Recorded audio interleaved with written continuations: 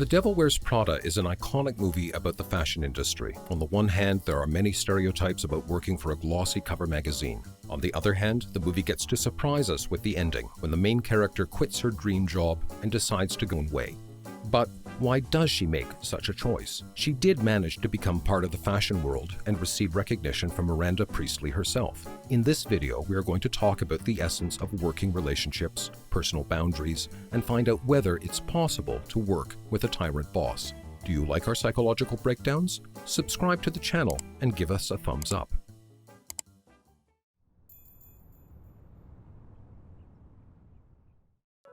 The main character of the movie is Andrea Sachs, or Andy for short.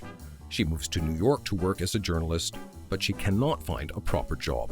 Her best shot is becoming an assistant of Miranda Priestly, the editor-in-chief of the fictional fashion magazine Runway. Andy is clumsy, and she has never been interested in fashion. But she landed the job. Her goal is simple. She has to work for the magazine for at least a year, as the world of journalism values those who worked with Miranda Priestly. Andy learns a lot about fashion. Her personality gets tougher, and so she spends less time with her partner and friends. She centers her life around work and does everything her boss wants her to. She doesn't even want to relax and spend time without constantly checking her phone. However, when her career in Runway is at its peak, Andy quits. Why does that happen? Why didn't she just ignore her loved ones and become successful in a top-tier and hard-to-reach field?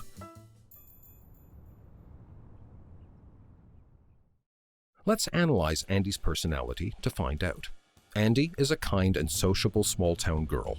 She has a long-term relationship and many friends she is always ready to help.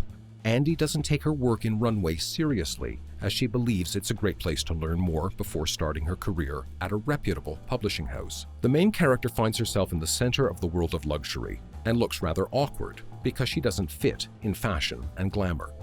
Nevertheless, she gains experience and confidence and adapts to the new environment. Andy's flexibility, diligence, intelligence, self-irony, and acceptance of criticism take her this far. Andy is a quick learner. She is ready to acknowledge her mistakes, manage anything, and she doesn't waste her boss's time and understands her position. But why does Miranda prefer Andy to Emily, her more experienced and dedicated colleague? Perhaps it's partly related to the obsessive-compulsive personality of the main character. Its distinctive features are scrupulousness, punctuality, and attention to detail. People of this personality type are difficult to annoy. They look restrained and friendly, just like the protagonist. However, their aggression is not suppressed. It is directed on the inside, but not on the outside. So, such people are prone to restless self-criticism. Yet, if one uses their aggression and energy correctly, they will learn to assess the situation objectively, work on their weaknesses, and hone their skills. As we can see, it helps Andy to achieve more. But is this the only thing that makes Andy stand out among her colleagues? She has another fundamental personality trait, which is self-respect. It sets her apart from Emily, who is willing to sacrifice her life for work. She literally lives in the office and comes to work sick to earn her boss's approval. It seems that Emily sees Miranda as a person who will value and love her if she works hard as hell. Emily isn't passionate about fashion and the magazine, but she is obsessed with Miranda's orders. Even though Miranda doesn't value her, she doesn't quit. Andy, on the contrary, isn't like that. She draws the line between Andy the employee and Andy the normal person. That's what Miranda notices about her.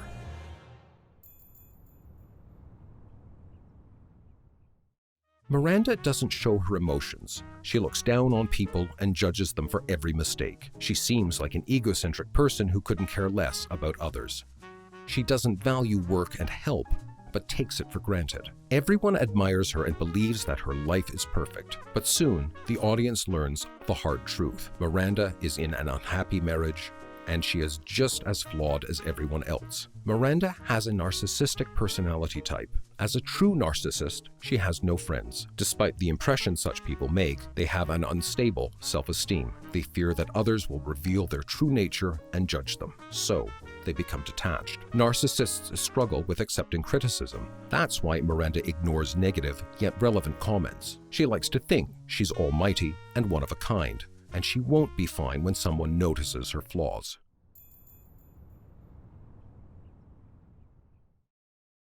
Throughout the movie, we see that Andy becomes more and more like her boss, and the truth is that their personality types have something in common. For starters, scrupulousness, but there's a difference. Narcissists do everything to impress others. Their scrupulousness is explained by the pursuit of perfection, as their life has to be flawless in every way possible. As for Andy, she tends to love it when everything is done right.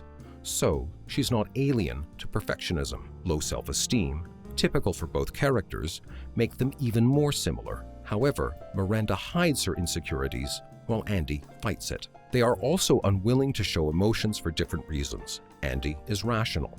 She prefers to act, but not to immerse herself in emotions. Miranda, on the contrary, is scared that everyone will notice her imperfection and judge her. Even though they have a lot in common, the differences are even more striking. The key is empathy. Andy is empathetic. She has many friends. She is capable of compassion and helping others. Being a true narcissist, Miranda is cold-blooded and careless about other people's feelings as they hinder her way to success. It helps her to achieve this much. Miranda's behavior toward Nigel is the moment when Andy sees her true nature. Esteemed colleague, Jacqueline Follet.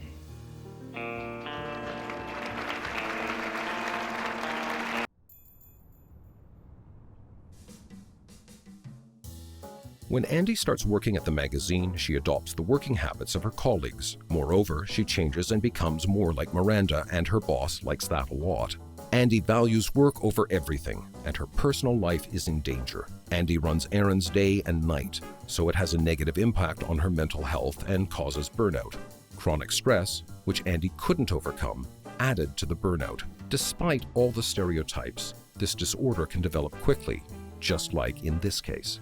The tyrant boss, constant stress, and tension have a negative impact on our mental and physical health. Learn more about emotional burnout in our course, Clinical Psychology. The link is in the description box. How does burnout start? Stage 1 is hard to track.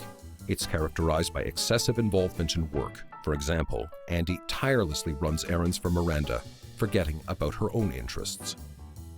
Stage 2 is accompanied by aggression and conflicts. Obsessed with her career, Andy fights with her loved ones and rejects them. Andy notices that something is off and quits the job at this point. But what will happen to those who continue to work under chronic stress? Next stages of burnout are characterized by psychosomatic diseases, depression, and suicidal thoughts. In such cases, going on vacation or quitting the job won't do any good. One has to see a therapist to handle the situation. Emotional burnout might alter a person's habits and behavior beyond recognition. And yet, Andy is lucky. She doesn't get to see the final stage.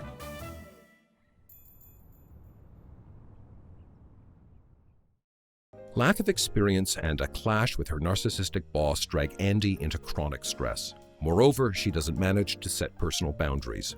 Andy lets Miranda humiliate her, ignore her breaks, and call any time. If you want to avoid emotional burnout, it's good to make yourself clear and set personal boundaries. It will help to save energy and avoid stress. Finally, Andy leaves Miranda's world. Employees like her, creative, active, and independent, cannot create in a system based on tyranny. Andy doesn't want work to be the central part of her life. On the contrary, for her, work is just a means of making money. When a person has to do more things than they actually can, they get an illusion that all these things are important. They believe they have to embrace workaholism to become experts. But it's more important to find the strength to get out of this endless race. There are industries and companies where it's impossible for a person with adequate self-esteem to work. Some positions imply no social life. Some people are okay with it, but Andy is not.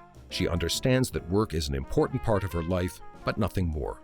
So, she prioritizes it just right. The Devil Wears Prada shows the flip side of the fashion world. Even though it looks pretty on the surface, it's based on endless stress and a drive to succeed. People with narcissistic personalities are cut out for this world. The world of fashion gives them the admiration they are ready to die for. But what about the rest? They have to set personal boundaries and focus on what really matters to them. In 2019, the World Health Organization included burnout in the International Classification of Diseases, acknowledging its danger. If you want to know how to avoid it, check out our course, Clinical Psychology. The link is in the description box. Did you like the video? Give us a thumbs up and share in the comments. What would you do if you were in Andy's position?